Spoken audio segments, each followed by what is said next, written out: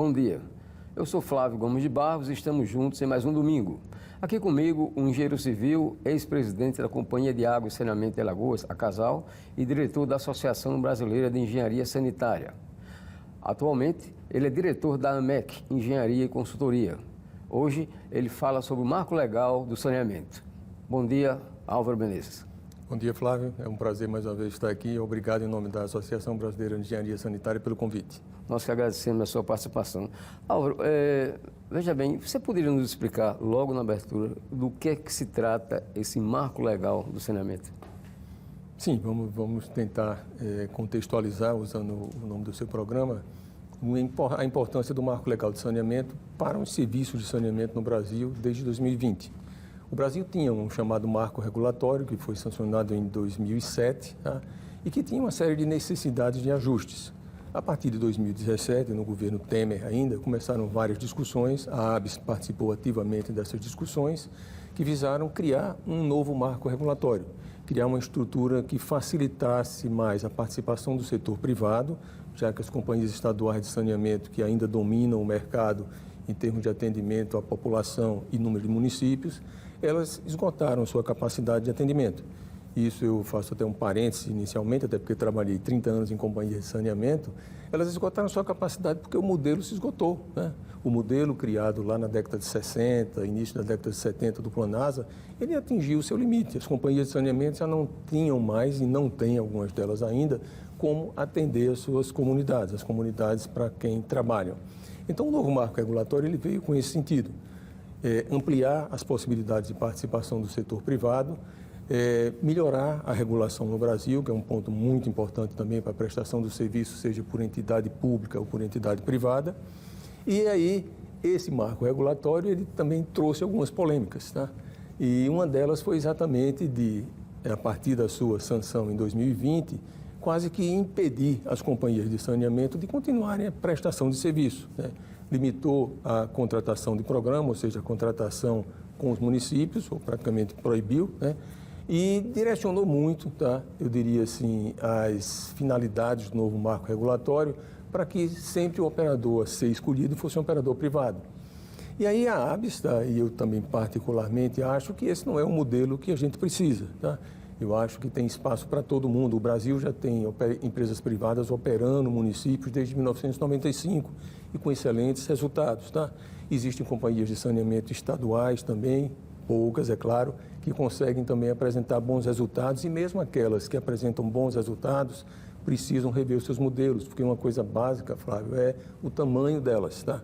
Então, quando elas foram criadas na década de 70, elas tinham mais ou menos assim a visão de monopolizar todos os serviços, né, de água e esgoto. Todos os municípios eram praticamente obrigados a aderirem ao modelo das companhias estaduais de saneamento. O novo marco regulatório, ele criou uma espécie de coisa similar. É praticamente obrigado a aderir a um modelo que tem um privado operando, tá? Isso também não é uma coisa salutar. É preciso ter possibilidades para todo mundo. Como eu estava falando, companhias estaduais de saneamento, algumas, poucas, infelizmente, conseguem cumprir as suas metas. Alguns serviços municipais também são serviços que funcionam bem.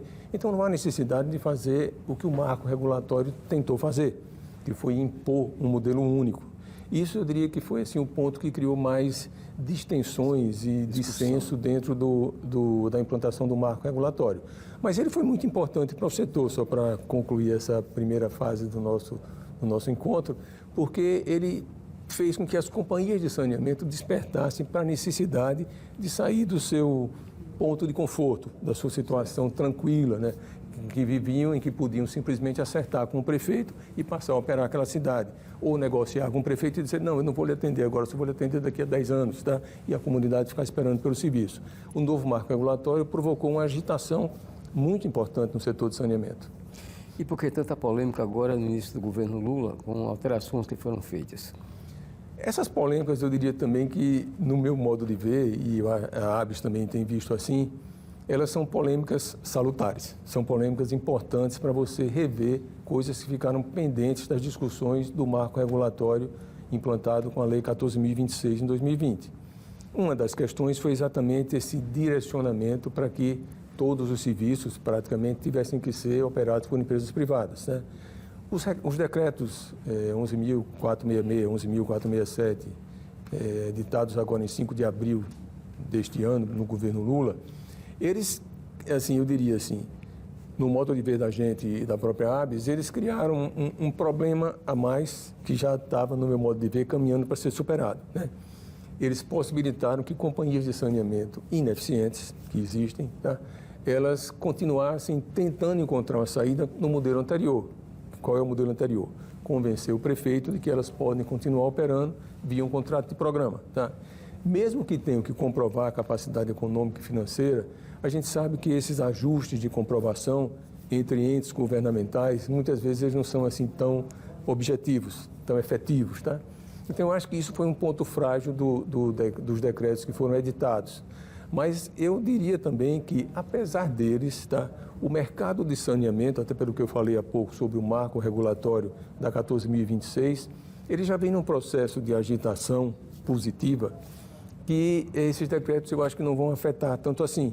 E não vão porque, se a gente olhar pelo que está na imprensa hoje, por exemplo, o governador do Pará continua dizendo que vai fazer um estudo para rever o modelo da companhia de saneamento, buscando um parceiro privado. O governo de Sergipe está fazendo a mesma coisa. A governadora de Pernambuco anunciou que vai também fazer isso aí, tá? Municípios continuam lançando seus estudos e licitações para terem operações com privados ou para terem parcerias. Então, eu diria que o decreto ele também criou uma certa agitação, mas eu acho que ele não vai provocar esse retrocesso tão grande que alguns consideram. Bom, o Partido Liberal foi ao Supremo Tribunal Federal alegando que essas novas alterações elas vão provocar um atraso na universalização do saneamento básico. Existe esse risco? Olha, esse risco existe independente dos decretos, tá? Eu gosto sempre de chamar a atenção para essa visão que a gente tem da universalização do serviço de saneamento no Brasil. Você sabe que a gente tem um país enorme, com várias diferenças regionais e dentro das regiões, né? Se a gente for olhar o nosso Nordeste aqui, estado a estado, existem diferenças muito grandes de um estado para outro. Por isso que eu sempre gosto de dizer que não dá para copiar modelos. Você copiar um modelo de Alagoas em Pernambuco ou de Alagoas em Sergipe, pode não ser a mesma coisa, trazer os mesmos resultados. Então, assim, esses atrasos na universalização, para mim, eles já estavam desenhados desde o novo marco regulatório, por duas questões. A primeira delas é que se falava muito, e se fala ainda, que com o parceiro privado ou com o operador privado se alcançaria a universalização. Isso não é verdade. Não é verdade porque eu estou dizendo que não é verdade. Não é verdade porque em 2020, quando a lei de saneamento foi sancionada, um dirigente de uma grande empresa privada disse que o objetivo dos privados era trabalhar em até 30% do mercado. Então, isso não significa universalizar com os privados. Isso. Eu fiz um trabalho recente para a Corporação Andina de Fomento, que é aquele banco, que foi uma nota setorial sobre saneamento no Brasil, terminado em dezembro do ano passado. E um dos meus trabalhos foi entrevistar autoridades do governo federal, representantes de empresas privadas, representantes de empresas públicas, de serviços municipais, de associações. E entrevistei o diretor executivo da ABICOM, que é a Associação Brasileira das Concessionárias Privadas de Serviços Públicos de Saneamento. E o meu amigo Percy, que é uma pessoa que eu conheço há muito tempo, ele disse, quando eu perguntei a ele qual era o objetivo de mercado das companhias privadas de saneamento, ele disse, Álvaro, a gente trabalha com um horizonte de até 50% dos municípios brasileiros, tá? Isso está gravado, tá? Então, eu digo bem à vontade, porque isso pode ser contestado por alguém. E isso é uma coisa natural, Flávio, não tem nada de maldoso nisso. Por quê? Porque as empresas privadas, elas funcionam diferente das empresas públicas. Elas precisam ter efetivo resultado para se sustentarem e prestarem um serviço. É uma cadeia natural, tá? E aí a gente pergunta, e os outros 50% da universalização? Ficarão com quem? Ficarão com o poder público, que precisa se capacitar por meio de PPPs clássicas, como a gente chama, como são as PPPs aqui que a Casal tem, ou por outros modelos de parceria que possam ser criados, ou por outras formas de regionalização. Porque uma outra coisa também que a gente questiona é o fato de que a regionalização estabelecida pelo novo marco regulatório, ela diz assim, tem que criar blocos regionais e pronto, tá? Mas existem municípios que sozinhos, ou pequenininhos, ou grandes, podem encontrar suas saídas. E por que é que eles são obrigados a aderir a um bloco? Então, o que eu tenho dito, e a gente discute na ABS, é que o governo federal precisa também avançar, agora depois dos decretos do presidente Lula, e ter um plano de universalização. Quando eu digo ter um plano de universalização, não estou falando do Plano Nacional de Saneamento, estou falando de um plano executivo que define exatamente assim, ó, essa área aqui é uma área que de fato tem características que podem ser entregues a um operador privado. Essa outra área aqui é uma área que tem muita pobreza, não tem capacidade de pagamento. Quem vai atuar lá é o poder público que vai ter que subsidiar, tá? Porque existe muita pobreza no Brasil. E aí vem um outro fator também, que, desculpe estar falando muito assim, que você também deve conhecer, deve ter ouvido, é a história de misturar filé com osso. O cara diz, não, pega o filé com osso, tá? O filé com osso é uma história que eu diria assim, que também precisa ser melhor explicada. Por quê? Quando eu pego um filé com osso, vamos supor, vamos dar um exemplo nosso aqui, pega Maceió e pega Atalaia, tá?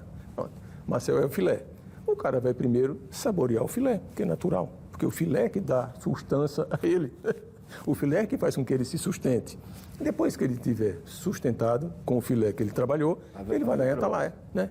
Então, a universalização de Atalaia não vai ser nunca igual à universalização do filé, né? Então, essa história de dizer que está juntando o filé com o osso porque vai beneficiar, só tem, eu diria assim, uma alternativa compreensível, é que na hora que você contrata um operador privado para misturar filé com osso, tá? A tendência é que o operador privado cumpra as metas e faça aquilo que está no contrato. Quando você junta o filé com o osso e entrega a um público, a tendência é que o coitado lá do osso continue osso a vida toda, tá? Então, eu acho que essas coisas precisam ser, assim, desmistificadas no Brasil para que a gente possa, de fato, avançar. Bom, eu vou lhe colocar uma curiosidade, que é minha e de muita gente também, porque a iniciativa privada, essas empresas de saneamento e de água, na iniciativa privada dão resultado e as empresas públicas, no serviço público, não dão. Mas você responde daqui a pouco, logo depois do intervalo. Até já.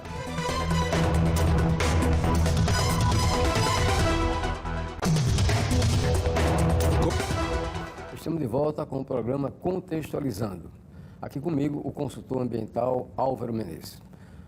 Álvaro, então vamos àquela pergunta que eu deixei no ar no encerramento do primeiro bloco. Por que, de modo geral, empresa pública nessa área de água e saneamento dá prejuízo e a empresa privada consegue ter lucro? Eu começaria dizendo que é exatamente pelo modelo de gestão, pela cultura gerencial que essas empresas privadas têm, tá? Não é só porque a gente fala que elas visam lucro que elas conseguem avançar, tá? Todas deveriam visar o lucro, porque o lucro é que dá sustentabilidade ao prestador de serviço. Quando ele é um prestador privado, ele precisa desse lucro porque ele paga as contas dele com o dinheiro que ele arrecada, ele captou recursos nos bancos para fazer financiamento para os investimentos que ele faz e ele tem todo um processo de, vamos dizer assim, de geração de resultados que se baseia na obtenção de receita financeira para alcançar esses resultados. E, normalmente, aí a gente tem que falar normalmente, porque a tendência geral é você encontrar isso, essas empresas privadas, no setor de saneamento ou no setor de energia elétrica, como a gente tem hoje, todo ele na mão de operadoras privadas, são empresas que precisam, assim, demonstrar competência gerencial para sobreviver. E aí você diz, por que é que as públicas não conseguem dar resultados? Primeiro, pelo modelo de gestão também, para a gente fazer esse ponto comparativo, né? Na verdade, elas são sujeitas a uma participação, que às vezes é predatória, vamos dizer assim, do poder político, né? Então, às vezes você tem bons gestores, tá, que conseguem trabalhar numa linha e depois você chega com outros gestores que têm um foco muito específico naquele nicho deles, né? E aí você começa a ter dificuldades porque a empresa é para todo o estado ou é para muitos municípios, né? O outro fator que a gente, assim, também elenca nessa relação de prestação de serviço público e prestação de serviço privado é que as empresas privadas, elas, assim, na hora que você tem um contrato assinado com a empresa privada, elas passam a ser muito mais fiscalizadas e, vamos dizer, observadas por órgãos controladores, né, do que o público. Apesar do público ser muito observado também, o resultado da cobrança é diferente, né? O resultado da cobrança de um órgão ambiental numa companhia privada, ele é muito mais, eu diria assim, mais duro, tá?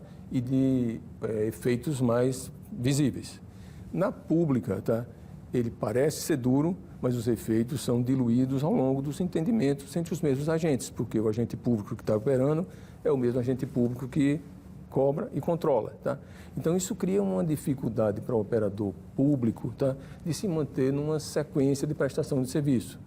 E aí a gente pode fazer assim, um passeio histórico para ver porque é que as companhias de saneamento, que detêm a maior parte do mercado de saneamento no Brasil, elas não conseguiram alcançar bons resultados, né?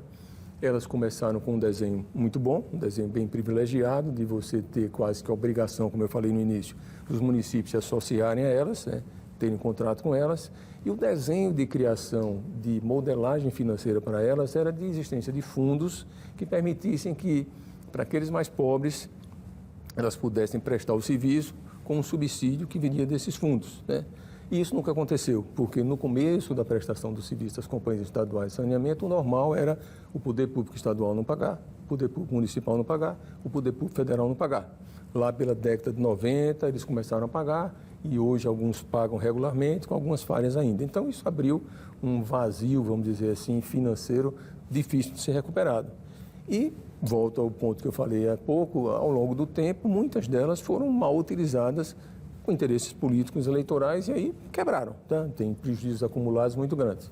Voltando para a privada, e por que é que a gente tem uma tendência do operador privado prestar um serviço melhor, que esse modelo de gestão dele, como eu disse, está focado num resultado e numa sustentabilidade.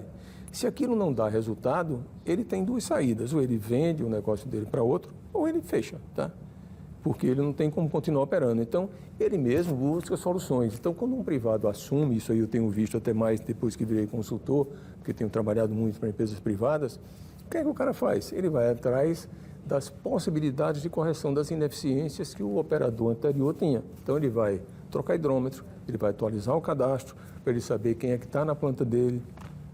Álvaro, como é que fica o consumidor? O que é melhor para ele? Olha, essa pergunta eu digo que é excelente, porque o consumidor brasileiro, ele é sempre desprotegido, tá? E aí vem a história da regulação, que eu falei no início do programa também, a importância da regulação. O consumidor brasileiro, ele hoje, eu diria que está assim, sob risco, tá? Por quê? Quando você bota um operador privado, a tendência é melhorar. Mas se você não tem a regulação que historicamente foi criada exatamente na Inglaterra, lá muitos anos atrás, nos Estados Unidos, para proteger o cidadão do prestador de serviço privado, que não é por maldade, mas é por necessidade, às vezes, ele vai seguindo o caminho dele. E se o operador privado não tiver as linhas de contenção e controle naturais que a regulação estabelece, ele vai buscar cada vez mais tarifas maiores para se remunerar. Então, o consumidor brasileiro, ou o cliente brasileiro, ele precisa estar protegido pela regulação. Então, o risco que eu vejo é o seguinte: se você tem agências reguladoras fracas, agências reguladoras que são capturadas pelos poderes políticos eleitorais, e elas não têm estrutura técnica para atuar, tá? O operador privado, se for mal intencionado, também captura ela. E aí, facilmente, você vai ter reajustes tarifários inexplicados. E aí vem um risco maior, porque se você sobe muito a tarifa, por exemplo, o estado de Alagoas, que tem uma pobreza, infelizmente, muito grande, sobe a tarifa muito aqui, a inadimplência vai aumentar, porque o cara não tem como pagar se ele não tem dinheiro, uma tarifa que é muito alta para ele. E aí o serviço vai ser prejudicado. E aí quem atua nisso? Quem atua nisso é a regulação. Então a agência reguladora, em todos os campos, mas aí falando do nosso setor de saneamento, ela é muito importante. O problema é que as agências reguladoras brasileiras, infranacionais, como se diz, que são aquelas que tem nos municípios, ou tem nos estados, ou tem agências de bacia hidrográfica, elas são normalmente fracas, tá? Então, a gente precisa evoluir muito nisso aí. Tanto é que o marco regulatório novo tem uma série de artigos cuidando da inserção da ANA como elaboradora de normas de referência, o que eu acho muito pouco, tá? Eu diria a você que a interferência da regulação federal devia ser muito maior para você ter mais segurança nos estados e municípios. Álvaro, uma questão para mim interessante. Quando é que comunidade pequena do interior, como aqui de Alagoas, comunidade bem modesta, né, vai ser atrativa para um empresário que quer investir em água e saneamento? Olha, eu acho que, assim, atrativa do ponto de vista financeiro, como a gente vê muito falar hoje, ela nunca vai ser, tá? Porque é um outro ponto que a gente tem discutido também, eu gosto muito de criticar isso aí, é que o mercado hoje e, de certo modo, os meios de comunicação falam muito nessa atratividade do setor de saneamento e nos bilhões de investimento, e nos bilhões das outorgas. E isso tem, assim, validade para aquela relação que eu sempre gosto de dizer brincando, da taxa interna de retorno versus o CAPEX, que é o investimento, versus o custo médio de atratividade ponderado de capital. Tá? Aí isso é bonito, isso funciona para sistemas atrativos, para as cidades que podem pagar. Quando você vai para os mais pobres, como você está falando bem, a nossa realidade nordestina, nossa realidade do norte do Brasil também, que se brincar é muito mais grave do que essa nossa aqui no Nordeste que a gente tanto fala, então você tem que ter um outro modelo, tá? Que é o modelo de ter um subsídio real, senão você não consegue colocar lá nem o operador privado, nem o operador público que vai sustentar, porque você não tem capacidade de pagamento. O governo agora, nessa semana recente, eu acho que foi essa semana passada, o Ministério da Fazenda baixou uma portaria sobre PPPs, as parcerias público-privadas, no sentido das parcerias que não são as concessões plenas, só para fazer uma diferença. A Casal, por exemplo, tem uma PPP lá do Agreste, que opera a produção de água para as cidades do Agreste. E a concessão da região metropolitana é um contrato diferente. É uma parceria, mas é uma concessão direta para uma empresa, que é a BRK, na região metropolitana, e a PPP é para um serviço específico. O marco regulatório tinha limitado esses tipos de PPP. E isso é muito ruim, porque você pode ter algumas alternativas usando PPP. Os decretos agora do governo Lula, eles abriram a possibilidade das PPPs serem utilizadas de forma mais ampla. E o governo federal, nessa portaria que eu falei agora há pouco, da semana passada, no Ministério da Fazenda, ela, assim, dá a impressão, tá, não é uma coisa que a gente possa dizer com certeza, que poderá haver um fundo garantidor para que sistemas mais carentes possam fazer suas PPPs também, porque elas têm um custo, às vezes, muito alto. Quando você pega um sistema muito pobre, que precisa de investimento, não tem tarifa para dar retorno, é preciso ter um fundo garantidor, é preciso ter alguma garantia. Então, para esses nossos povoados mais pobres e localidades mais pobres, que realmente não têm condição de gerar receita para pagar um operador privado ou público, tá? É preciso haver subsídio. Eu acho que essa é uma coisa que o Brasil precisa trabalhar no setor de saneamento. O setor de energia elétrica é protegido por isso aí. Tá? Quando você fala na tarifa social do setor de energia elétrica, ela não é a mesma tarifa social do setor de saneamento. No setor de saneamento, a tarifa social é tirada de dentro da receita do prestador de serviço. No setor elétrico, a tarifa social é protegida por um Fundo Nacional de Energia Elétrica ou algo parecido. Tá? Então, isso ajuda muito. Tá? Álvaro, em termos gerais, como é que você avalia a situação do saneamento básico aqui no Brasil? Olha, a situação do saneamento básico no Brasil, Flávio, eu diria que ela chegou num nível assim, abastecimento de água. Ela tem um percentual de atendimento que a gente chama relativamente alto, passa dos 90%, mas a qualidade do serviço é ruim. Então, a meta do marco regulatório é chegar a 99% até 2033, com um serviço de qualidade, ou seja, você ter certeza que na sua casa todo dia tem água, toda hora, e que a água é boa, tá? Quando a gente vai para o esgotamento sanitário, o déficit é muito maior. A gente tem aí uma média de aproximadamente 50% da população atendida com serviços de esgoto, mas também não são bons, onde esses são atendidos, e a gente precisa ampliar a quantidade desses serviços. E a meta do marco regulatório é 90% até 2033, mas essa meta é uma meta que eu diria que não é uma meta que vai ser cumprida, porque nessas cidades menores, nos municípios menos atrativos, isso vai demorar mais ainda. Então, fala-se em 2040.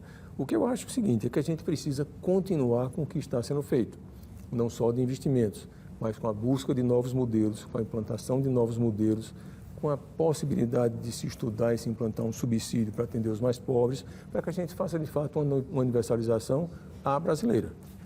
Ok, muito obrigado pela participação aqui em Contextualizando.